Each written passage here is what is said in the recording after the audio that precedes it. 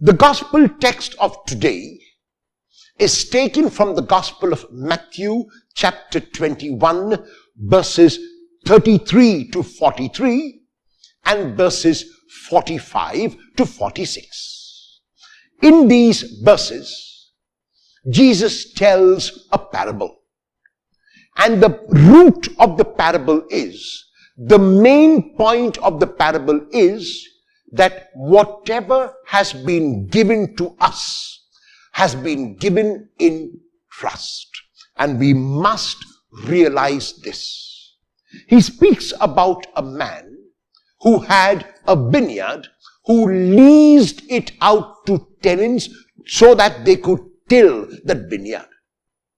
And the tenants took charge of the vineyard and began to make produce on it.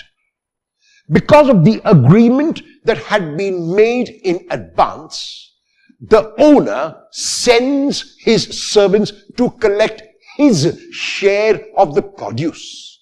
However, the tenants will not listen. The tenants will not give. The tenants begin to act as if they own the vineyard. And they beat the tenants. They throw the tenants out. They even kill those servants.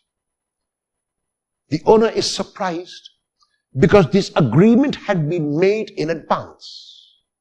So he sends more servants, thinking that the earlier servants had been misunderstood.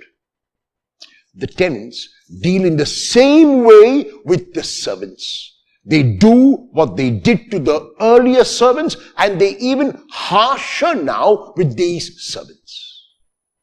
The owner is even more surprised and really is at his wit's end about what to do.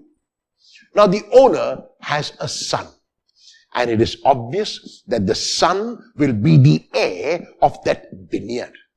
And so the owner sends his son.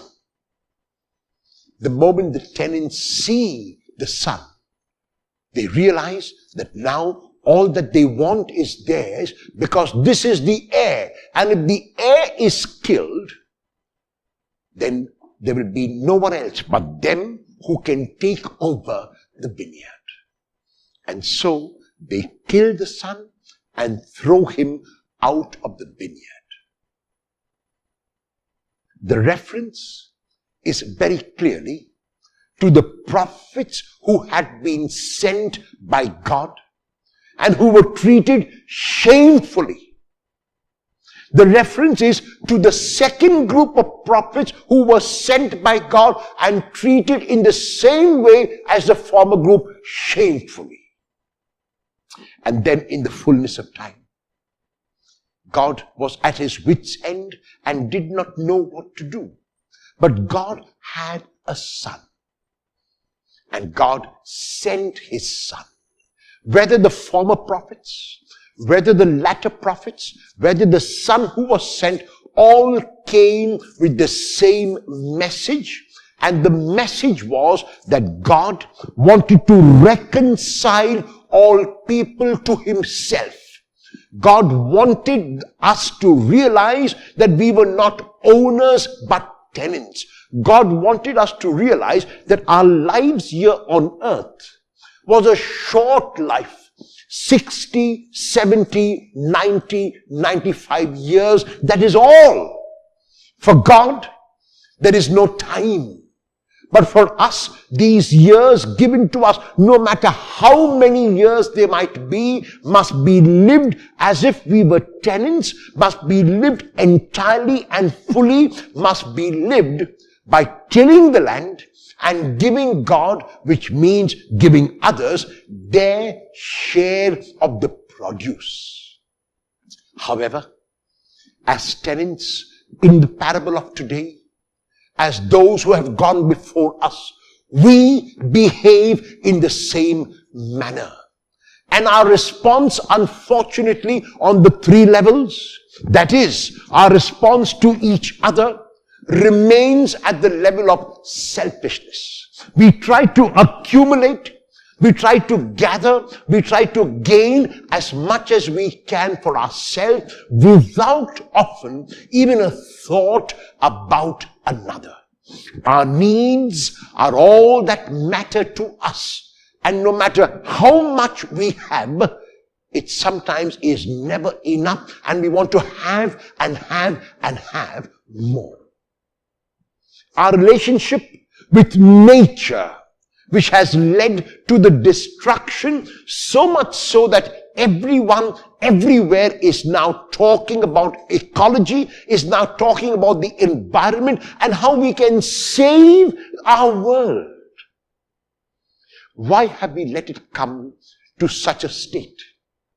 We have let it come to such a state because of the selfishness of a few. When we cut trees, when we waste water, when we waste other natural resources which the Lord in His generosity has given us as tenants, then we are behaving like the tenants of the parable and not giving to God His produce. And the third, the consequence therefore, is our relationship with God. We have been such that we are not able to relate with God as we ought to. We like to hide from God. We think that God is waiting to punish us. We think that God is waiting to take us to task. Our relationship with God will obviously be warped because of the fact that our relationship with each other and our relationship with this world given to us in trust is warped. Will you better your relationship with another in one way today? Will you better your relationship with the world in one way today, so that your relationship with God can also be better?